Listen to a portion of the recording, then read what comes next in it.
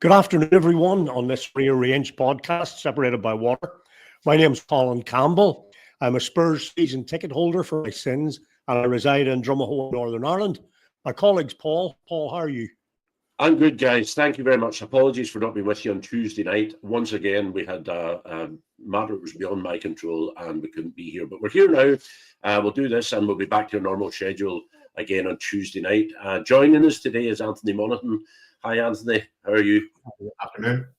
Anthony, as you can see, Newcastle United supporter will provide us with insights to all things Newcastle, but reviewing our defeat, their victory at the City Ground last week, among other things. But anyway, Colin, tell us what the podcast is about and who it's for, and then we'll get started into everything. Yeah, absolutely. Just to say that the podcast is called Separated by Water. It's really for Irish fans, north and south of English teams, not necessarily Premier League. We're trying to be invigorating, informative, and good fun.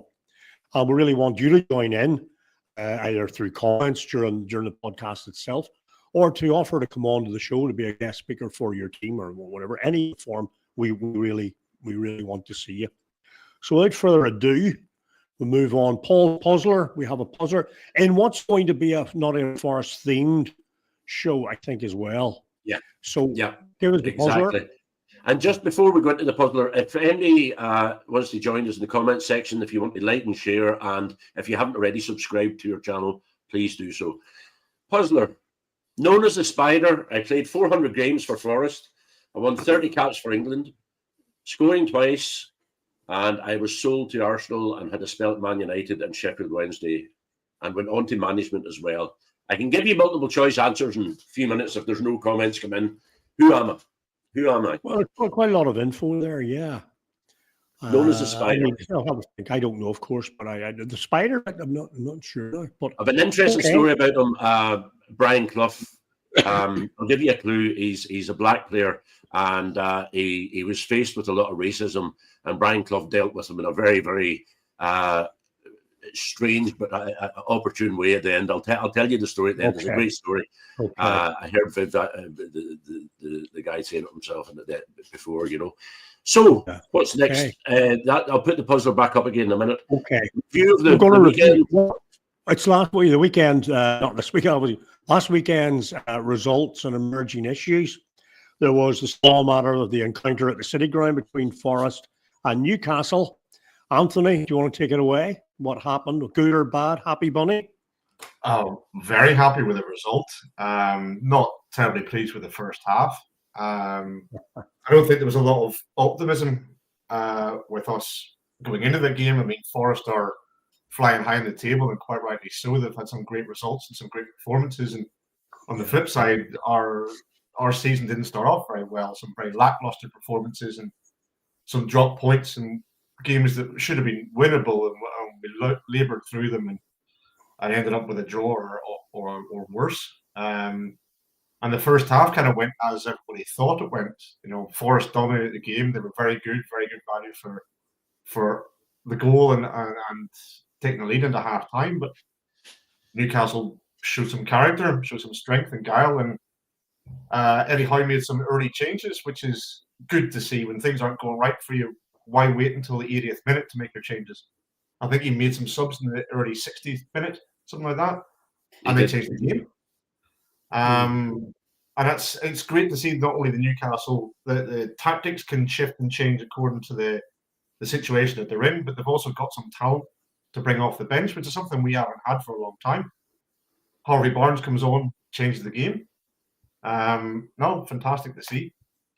Great result in the end. I think we deserved it overall, the 90 minutes. So, yeah, very pleased, very happy. Anthony, were you watching the same game there? Or did you watch it? I was watching the same game. I was going to ask you, Anthony, before going into the game. You said about the anticipation. You were what did you really expect to get from the game? What was your true feeling how it was going to end up? My prediction going into it was a 2-0 loss. Yeah. Genuinely it was. I don't think we showed some flashes against the City in the Cup and against Chelsea in the Cup and on the game before it, but I just don't think I think Isak isn't fit. I think some of the players are playing without sort of a direction or or any heart, and I wasn't optimistic. And any Newcastle fans that spoke to the game in the way and the build up to it, they were of a similar opinion. We weren't expecting a win, and the end of it was pretty comprehensive. I think we played them off the park in the second half and really deserved it. But that was not what anybody was anticipating in the week building up to the game. Yeah, I was getting into it. I thought we had a good chance of winning, as I think we have every week now. I don't think we need our opposition to be having a bad day like we did last year. We needed people to have a really bad day to have any chance of winning the game. But this year, I don't think we have. I think your substitutions were crucial at a perfect timing. And he's come out in the second half, and I just thought I knew it was written on the wall. I thought this is either going to be a draw or they're going to steal an extra one, and he's did. I think he's played us our own game. I think that he's done exactly what you had, a high press and moved up. These were the better team on the day. I was delighted Murillo got his first goal, although that just makes him more desirable for other teams to sign him because it's another string to his bow. He's a lot of people sniffing around him. He's a great defender along with Marinakis. The two of them are solid defence. But yeah, he's done us over on the day, and no doubt about it. And I was a few travelling crowd. I know a few of the guys that go to the matches every week, and they were saying that the Newcastle guys come and they're very respectful. They always good come. They all go to the same pubs and they meet up, and it's just good crack. You know, it's a good sort of great atmosphere and no hassle with them at all. So it was bad result, but a good day out, I think, for everybody. Okay. Yep. Okay, guys. Well, there were other games going on last week. Some I wish hadn't. Dr. Spurs were back again. If you haven't won all season, play Spurs, you win. You know, I really can't say much about that hasn't already been said. The builders up to knock us down. For me, it's a question of character. There's a long-term malaise that's been at the club for obviously a long time. The current one, I think, is a consequence of that, but also builds on itself. Where I can't believe that a team with such a reputation and such a history can be so Spursy. Other than that, I do not know really what to do. I had expected, in my heart of hearts, kind of half predicted as much as I ever do, that we would beat Ipswich. And had we beaten Ipswich, with the other results, with Chelsea and Arsenal drawing and Forest losing, Spurs would have gone third. But now they're 10th. You know, and that's we snatched defeat from the jaws of victory. So I may mention a wee bit more note of concern later on about off-the-field issues. But I want to get on to the fact that some of the other teams we look at and the battle at the bottom. I don't know, Paul, if you could put up the bottom there, but I think the big game there was Wolves and Southampton. Unfortunately for Southampton, they went on to lose. Gary O'Neill was under pressure, allegedly. Good win for him. When he's interviewed, he comes across a highly articulate and intelligent guy, a tactician. Hopefully he stays there. I don't like managers being sacked. Obviously, the pendulum swung towards or against Russell Martin, however you look at it. But I think Southampton, what I read was that their plan is to stay up. So they stay one above the drop zone. That'll do them. And he's maybe on course for that. Apart from that, could Arne Slot be a first season champion? The other teams are certainly trying to help him. But I think there's still a wee bit of football to be played before that. So I think those are emerging issues at the moment, really. The Saints go marching down. Newcastle made a statement that Forest were hoping to make. Spurs made their usual statement. And Liverpool are at the top. So that's it. And we'll see how next week we'll get back to action again. My computer decided it needed to reboot itself there. No warning. All right. I thought you'd want to be a man of mystery there and just sort of disappear on us. I'd mentioned just the bottom of the table there. You clear is okay, yeah? You know, and yes, my fixation with it. I think because we're heading that way, along with West Ham, going down towards the bottom. Luckily, your caption starts at 11. That's very considerate of you. So Brentford's recent results, surprising to see them there. Obviously, the issue that's going to emerge over the next few weeks will be what happens at Man United with their new manager and their new regime. No room for rudeness, Roy. Interesting. A wee bit of a surprise there, but maybe Amarin wants a new broom sweeping clean and no nobody with any more stardust than he will be bringing with him. So there you go. Southampton, Wolves, Liverpool, City, Chelsea, amazingly, perhaps. Arsenal and then Forest dropping, and Tottenham just in 10th. Nicely tucked in 10th. Say no more. Okay. I'm surprised. I think the top and the bottom just sort of surprises everybody. I don't know what I missed there when I was gone, but anyway, my apologies for the technical hitch. Not at all. Not at all. I mean, Tottenham are plus 10 in the goal difference, but it's points and victories, and I've just said nothing. Sort of fed up with them, and I do try to smile for those of you who have mentioned that to me, but try being a Spurs fan for as long as I have. Okay, Paul. See the new manager, the new Man United manager. What is the feeling, Anthony? What does Stephen say about it? What does he think? Is he happy with it? Does he think it's a good move? I've talked to a couple of Man U fans about this, and they've all got the same sort of mentality, is that he's the best man for the job, and I like what he's doing at Porto, and he's going to bring it to Man United. I query, wind the clock back 2 months ago, and had any Man United fan ever heard of this guy?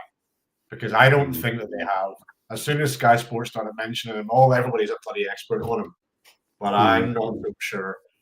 And I would suggest that what they're doing right now is exactly what they did when they brought Ten Hag in. He was doing a great job at Ajax. He was dominating the Dutch league. And to be, with the greatest respect to Ajax, they are not in a competitive league compared to the European top 5 leagues now. As Porto and if you take a big fish out of a small pond and throw them into the Premier League, well, look what happened to Ten Hag. He couldn't cut the mustard from day one. Never was capable of doing the job. And I don't think this guy. I could be eating my words now in 6 months' time or 12 months' time, but. No, Man United. One thing I would say about him, possibly now, I'm searching for comparisons and things, but he has done what Ferguson did. I think I mentioned this what Ferguson had done in Scotland, and that was break the grip of the firm of Benfica and Porto with Sporting, as Ferguson had done with Aberdeen versus Rangers. But whether that's probably very tenuous in terms of a comparison between possibly the greatest manager of all time and a very, very new guy. I think we'll all watch with interest, and I think there will be people ready to pull the trigger if he doesn't get off to a good start. I fear that he will do well. I fear that they will beat Spurs in the League Cup quarter-final, which is about the only thing I'm holding on to these days, and that he might get them back. Well, he will get the time to really get them back, i.e. 5 or 6 years, who knows. Well, we'll probably get the new manager bounce that you get when a manager comes in, pulls them all together, the new manager bounce. But then it's how long that lasts for. I agree with you, Anthony. I think these leagues that they bring them in, the Dutch league and other leagues they bring them in, even Bundesliga, you bring them in. It doesn't always work when you bring a manager from them leagues into the Premiership. It's a different game altogether. I don't know much about this guy. I've read up as much as I can. Any Man United player or supporter I talk to tells me that they think he's a good choice. Pretty much what you've been said. But I'm not sure. I'm not sure he's strong enough. I'm not sure he's old enough. I think they've got far too many individuals in the team. But we're not here to talk about Man United. We're here to talk about Newcastle. No, you got it on there. You see, I think we're secret Man U. Well, yeah, on that note, and team, someone was still like, is it the time for the video diary? Yeah, wait, we can do that now. Okay. What I was going to do was at the end, I was going to say to Anthony, if he's ever over, we do a video diary for us, and we said that to Derek. And because I was kicked out there, I have to dig this out again, but I'll find it fairly quickly. So Derek done a video diary for us over at the Arsenal game last week. So I'll play that for you now, and anybody who's ever going over to a game, please do that for us, and it'll be great. Here we go. International Airport, and I'm on the way to the bridge. Just arrived at Stamford Bridge, 2 o'clock.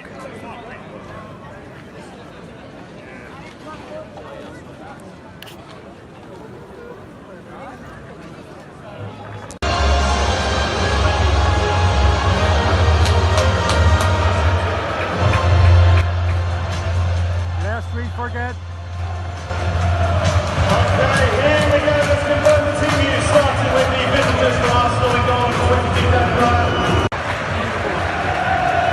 match ended 1-1.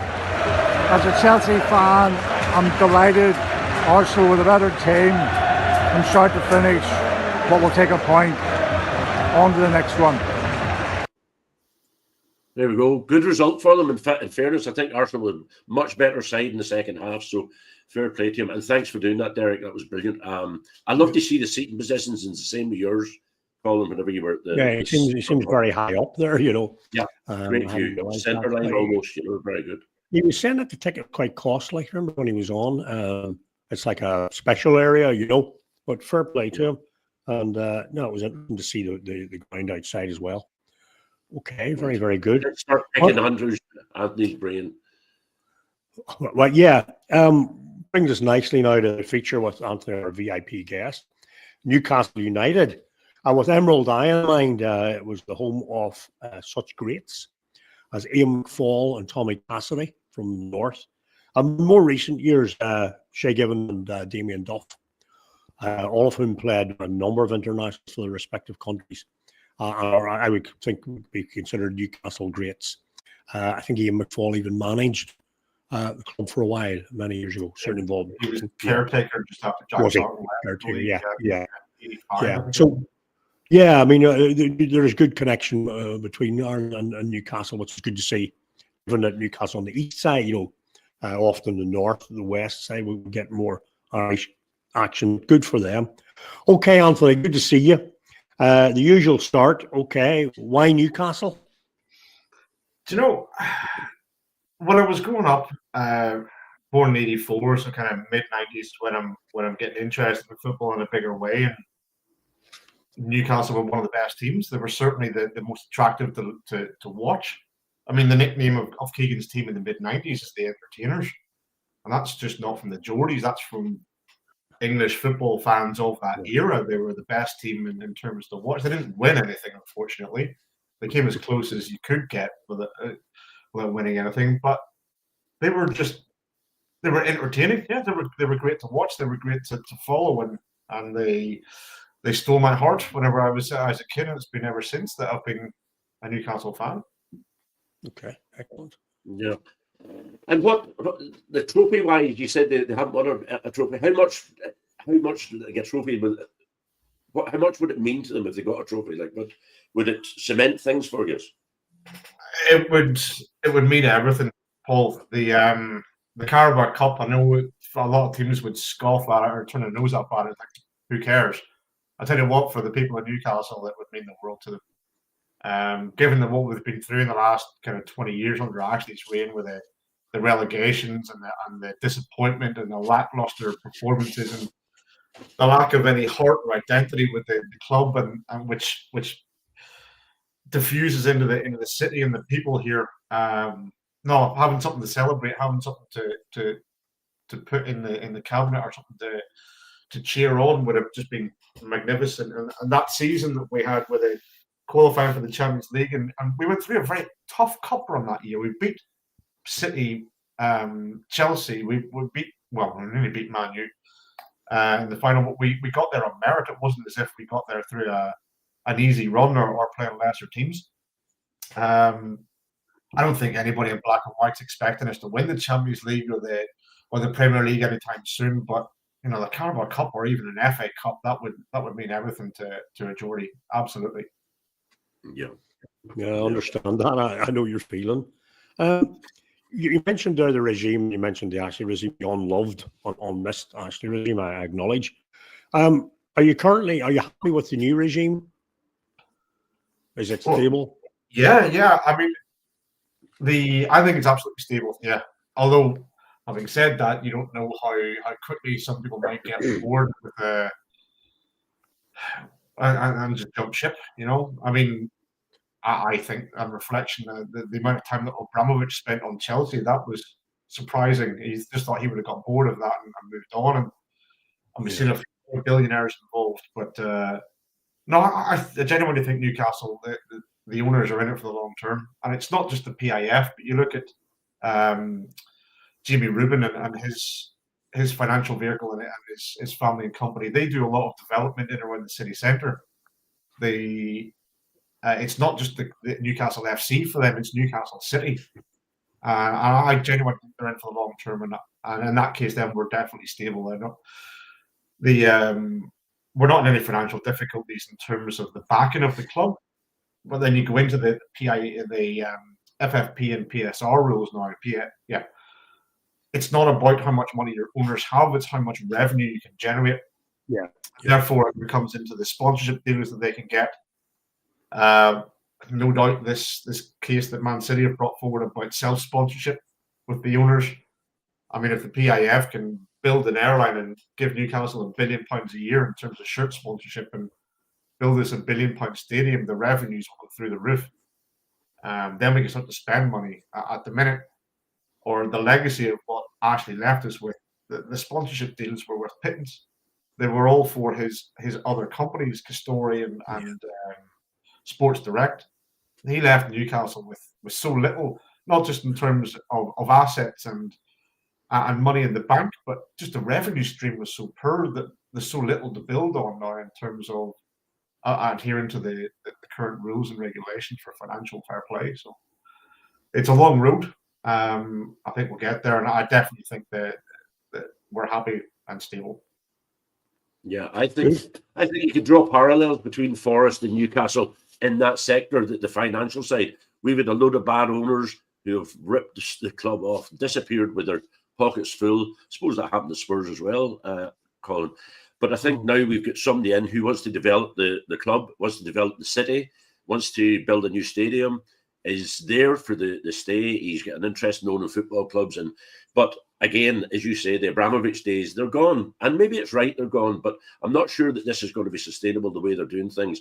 And it is a pity that, in one hand, I think that we've now got an owner that has money to spend, and now we're not allowed to spend it. And I'm sure you feel the same frustrations. But I do. I feel frustrated. But at the same time, whenever you come in with a state like Saudi or the Middle East, somebody coming in with all the money in the world, I guess there has to be limits put on it, because the smaller teams don't stand a chance. They don't. But anyway, you've had a good couple of runs there. Eddie Howe was under pressure. I would say the press were talking about him.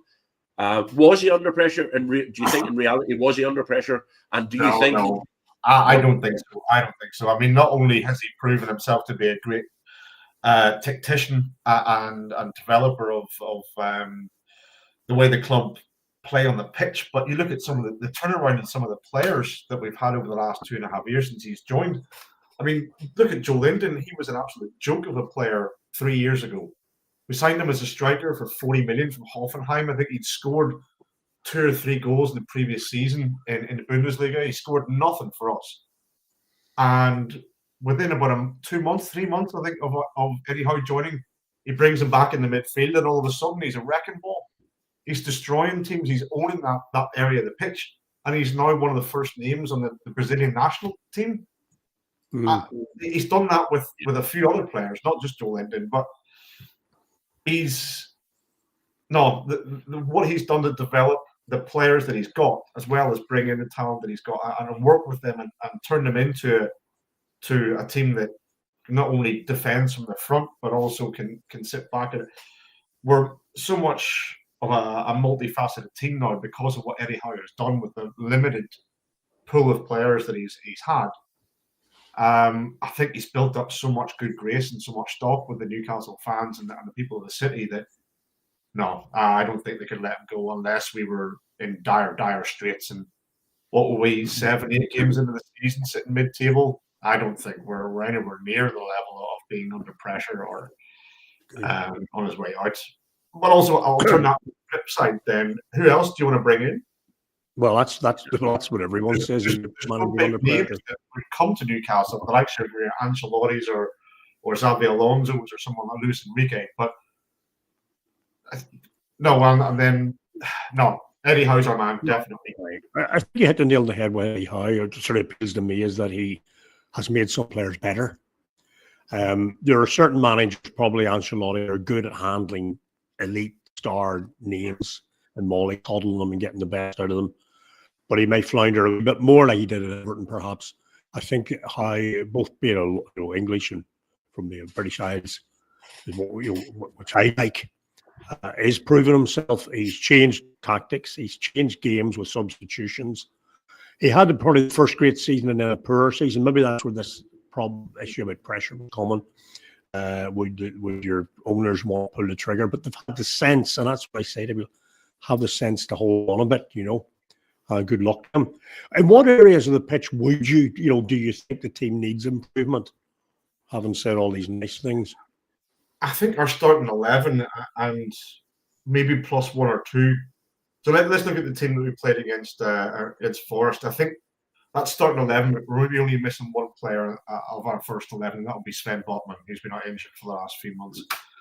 And that didn't really work for us, and certainly in the first half. But he was able to bring on Barnes and Tonali, who are two great midfielders, attacking players, and that changed the game. So we've got a great first 11, I think, and we've got one or two extras. But I think where Newcastle falls down at the minute is the depth of the squad.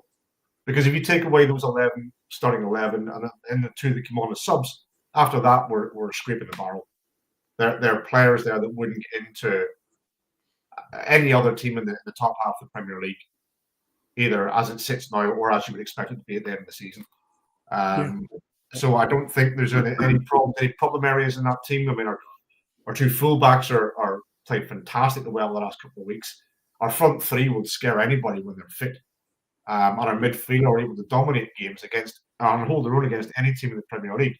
So do we have a problem in that team? I don't think so. I think what we've got then is the squad, because it gets very thin very quickly. So that would be you're strengthening the bench in that sense. Yeah, definitely. Fair enough. Okay. Yeah, I meant to say to you, thank you for Elliot Anderson, by the way. What a player. I think he's got magic feet. Yeah. And that keeper you gave us, he's doing wonders as well. The 20 million guy who's not even put on a jersey yet. Yeah, thanks. I do not know how that deal was done. I genuinely, we sold two players, and it sorted out our PSR for the year. It was nobody expected it. Elliot Anderson was a homegrown talent, so there's no tie down to his. So that 35 million that we got for him was put straight in again to knock off against our losses. But we can then give you 20 million for the keeper, sign him on a 5-year contract, write him off at £4 million a year, and there you go. So we're net 31 million up for the season. That's exactly how it works. And I don't like how that was done, but it's within the rules. It might not be within the spirit of the rules, but it's definitely within the legalities of that PSR. And but Anthony, we're going to see a whole lot more of that happening. I think there's going to be strange deals done, probably phone calls done in the background. The next thing these deals are done, because they're going to find a way around it. They will find a way around it. Well, I think that was a prime example right there. I think that's exactly those two transactions are exactly what happened there. Was trying to get Newcastle out of a hole, and Forest to avoid points deduction in the coming absolutely season. No, absolutely. But I have to say, Elliot Anderson has fitted in well. I listened to a couple of interviews with him, and at the beginning you could hear it was a wrench for him to leave Newcastle. He'd been in the academy with us for years, and it was an absolute range for him. But he does seem to be sitting down, and I think the Forest changing room is a happy dressing room. There seemed to be a unit, and that seems to be calling what Nuno seems to be able to do. And I know he didn't get the chance to do it at Spurs, but he seems to have done it at Forest. He has them all singing off the one hymn sheet, and they do seem happy. They seem like a good, a unit. They're together. They're collective. They're a collective together. What would be a successful season for Newcastle today? This season, moving forward, what do you want at the end of the season? What do you want to? Ultimate success this season, I think, will be European football next season, and if that came via a cup win, I think that would be the best that we could hope for. Okay. Watching you last week, I think you're capable of a whole lot. If you can keep it nailed down the way you played last week, I think you can. I think you can do it. Definitely. Okay. I think just probably qualification out of the question. I don't think we've got the strength to see the season the whole way through and keep up that sort of pace with the top teams. But I think a cup win is definitely there, and I would take it to the league next season. I would definitely win if there was some silverware behind it. Yeah. Definitely. Yeah, well, the January transfer window is just about to open. It's not far away now. It's so 6 weeks' time, more or less. bit of business done. Who's your favourite Newcastle player of all time, or in your time even? You know, something that I've always loved about Newcastle is that they've got these sort of mercurial, almost anti-hero forwards.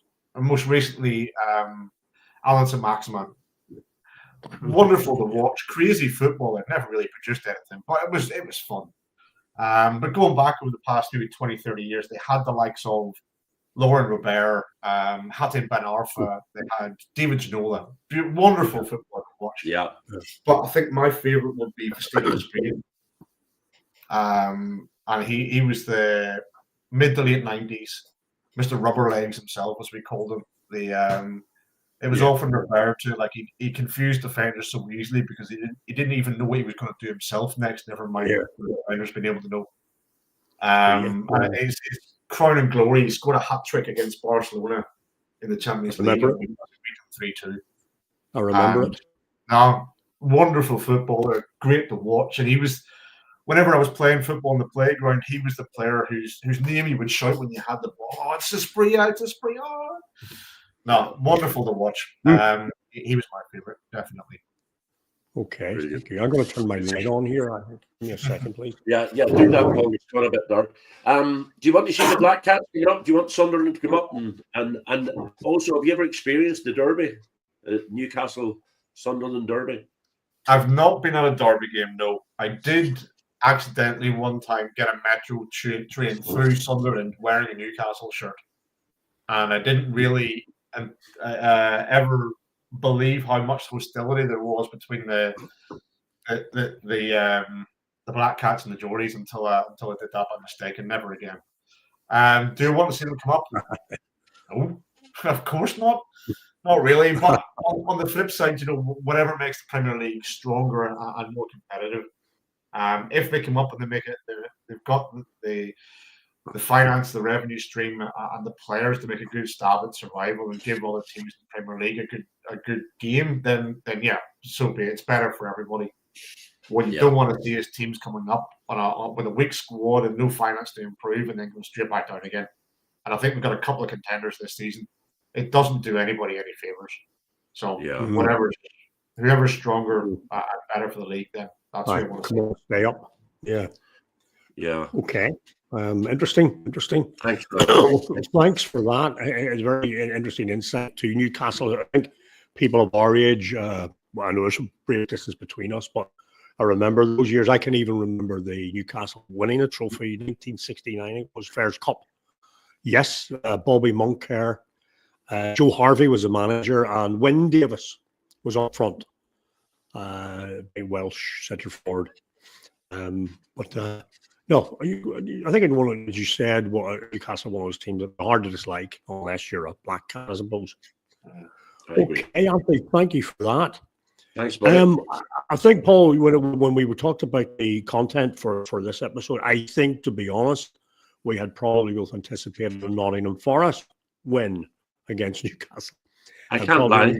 I was optimistic, hopeful, and anyway, it was false optimism. In light of the fact that we expect a lot of Forest stuff, I've done a wee bit of research on what it calls titanic struggles between Spurs and Forest over the years, and picked out 5 games that had some significance somewhere along the way. First one I mentioned was I only remember from the 1983 game onwards. Really, I do vaguely remember the FA Cup third round of '75, but it's very vague. Well, the first one I chose was the 1967 FA Cup semi-final. Spurs with Jimmy Greaves, Frank Saul beat Forest at Hillsborough 2-1 and went on to win the cup, beating Chelsea. Dave Mackay, last season really was Spurs, and he would have been 90, I think, in the week past. A great player. What would he be worth now? He would walk straight into that team, probably even at 90, and give them a shake-up. What a player. The 1975 FA Cup, well, that was actually a replay, and we were all expecting Spurs to go through, but somebody called Brian Clough took them over just after the first game, and all of a sudden Forest won 1-0, and probably started Spurs' real decline towards second division there, and Forest's ascent. So that was significant for both teams in their own way. The 1983 First Division game, A big game. Archibald scored early on for Spurs, but probably what was significant about that one, apart notwithstanding a battle in the middle between Graham Roberts and Ian Boyer, which was real stuff, was the first game ITV covered in their live football coverage at that time, where BBC and ITV shared games as an experiment up until Sky took over about 10 years later. So it was very exciting at that time. And clubs were compensated if their gate was smaller than it would normally be because of the TV coverage. We'll find out it's a little effect at all. The 1991 FA Cup final, of course. If you look back, you will see that Forest's goal was a foul in the wall. But probably Gaza, despite only been on for a number of minutes. I just get a bit tired there. Yeah, go on. I never bring that up. And Lineker missed a penalty. Well, I can laugh now. And Paul Stewart scored. All of these people had come into the news in recent years for different reasons, unfortunately. But Gaza was. I'll give you the running order of the goals, Colin. The running order of the goals were Stuart Pearce scored. Yeah. Free kick, Mark Butler saved Lineker's penalty. Then the man you just mentioned there scored. And then Des Walker, who was a great defender for us, gave you an own goal in the 94th minute to win it. Yeah, he did. I've always been grateful to him. Very good player he was. A very, very good team. Very, very good Forest team. Maybe just coming to the end of their great period, but very good Forest team. And then more recently, probably what was significant, Forest, you said beating them 2-0, beat Spurs 2-0. Yeah, when I done this graphic, it was 1-0, but it was that great investment that we had with Jesse Lingard. He scored one of the goals. Well, that's probably why I just didn't count it. Yeah, I tried to forget him as well. I tried to rule him out of all my thoughts. Well, it was that night you realised maybe Forest are back here, and also the Conte period just wasn't looking so good anymore. I thought Spurs were a bit lifeless yet again. So that was significant. Spurs have always had the upper hand, to be honest, Colin. I've done a wee graphic there. I didn't do a graphic. I just done the counting up. We've played 59 times, 125 games, and you've won 59 and drawn 29 and lost 37. So you're still a good. Yeah, 22 games. Quite a gap there, but you're probably in over the period of the years, maybe. I mean, Forest were a big team for a long time in the 60s, but they just never quite. In fact, that 67 year, Forest finished runner up to Man United and Spurs were third. So on form, Forest should have beaten Spurs that day, but I think they froze a wee bit. Spurs had been successful in cup competitions over the previous 4 or 5 years, so probably had a degree there. I start to feel in the finals that we've met in a fair few finals and semi-finals. I just feel as if you're a bogey team. Does Newcastle, do you feel you've got a bogey team, Anthony, like a team that you freeze at, no? Chelsea, it seems to be just from memory. Yeah. I just think they've stitched us up. I mean, we expect to lose to Liverpool and to Man City and Arsenal these days, but I just think for some reason the last maybe 10, 15 years that Chelsea have been our the dagger in our heart, But tell me about that as a Spurs fan. Chelsea just turn up and get the three-point lane, as they used to call it. For sure. Yeah, for sure. Which probably brings me. Go ahead, Paul. Have you no concern for us? Yeah, I do, and I'll go back on again, but I'll just be very, very quick. My note of concern is about Spurs, and it's a couple of things. It's about off the pitch. I really do.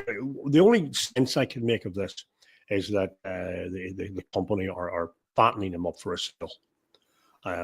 What I noticed is the latest thing I read is the NFL, the National Football League, the American football, so we call it, are planning to, I think, not double, but add a lot more games to their European arena. The two American teams will play in Europe. And Spurs Ground is probably number one in their order to get more games.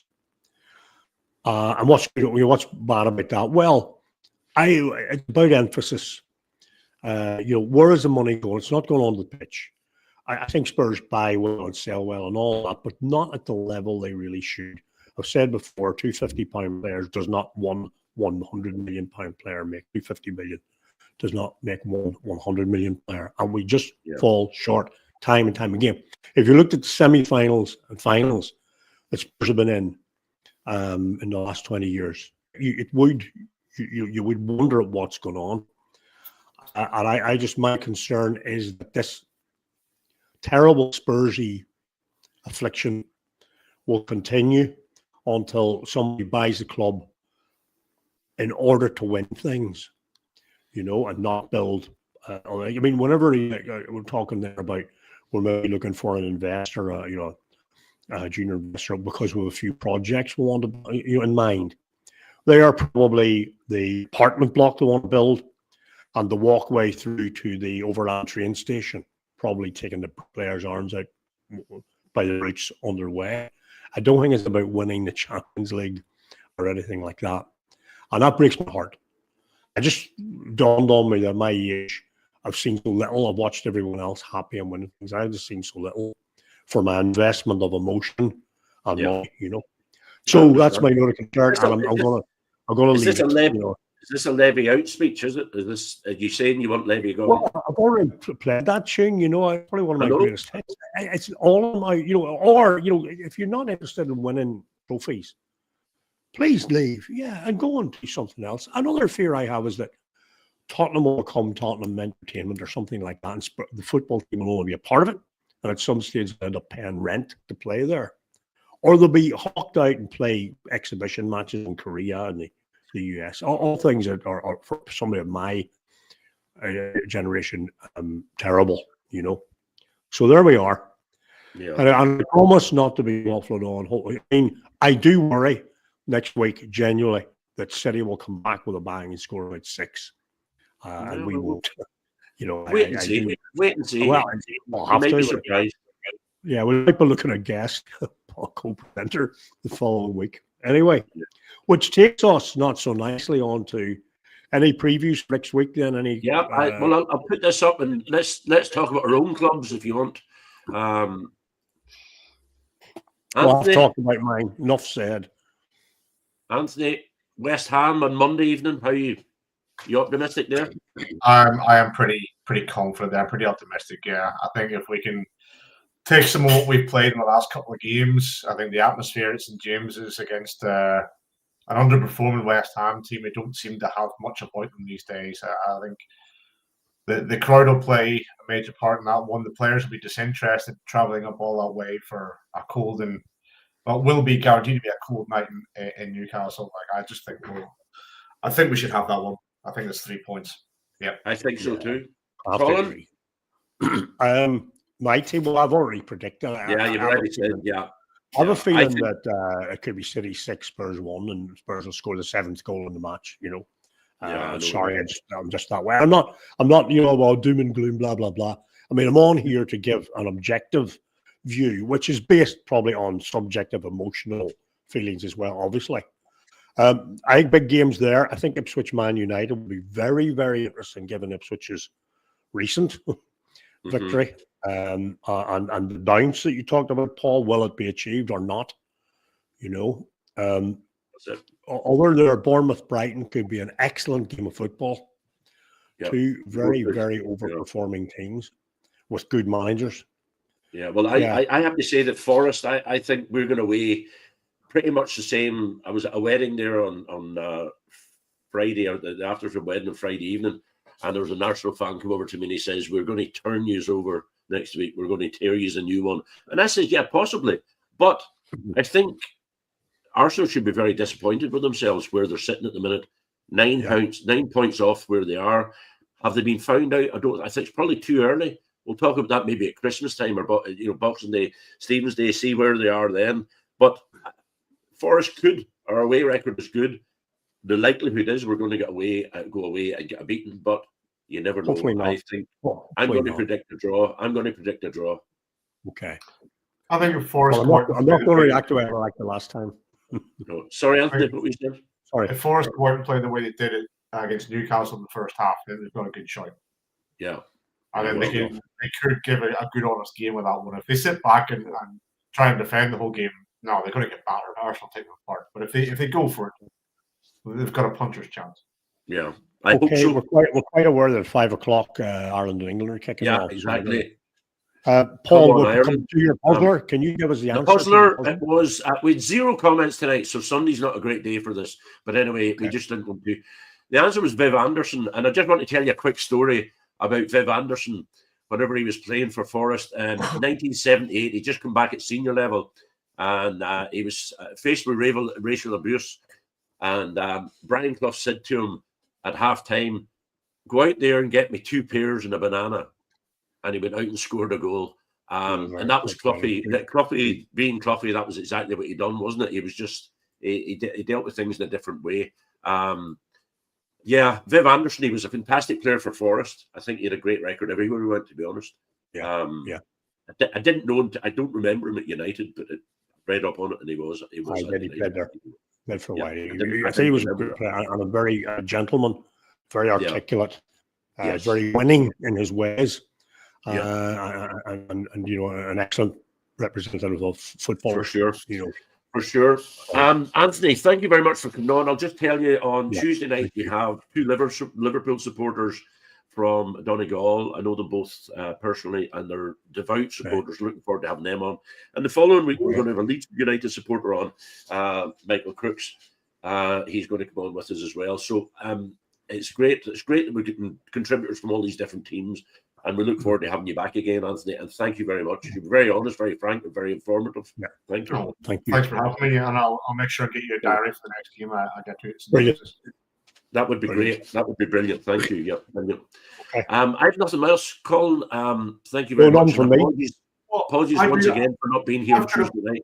I've got a bone to pick with both of you, actually. Because on your pilot episode, you both nominated your top 6 for the season. And there was a glaring omission there that neither of you had Newcastle in your top 6. Would either of you like to reevaluate your decisions in that? Not yet. Not yet. Oh, okay, right. But I will say that I think we're both going to get caught out in that one, Anthony. And I knew that was coming. Christmas then, will we? And then have a second guess at that one. Okay. Yeah. Well, I'm going to leave it to I'm going to leave it to Christmas time and reevaluate that. But I'd say you'll be above. You'll be higher than I thought you were going to be anyway. Guys, thank you very much indeed, and we'll look forward to having you back on again. All right, all the best. Take care. Stay safe, everybody. Thank you very much. Take care.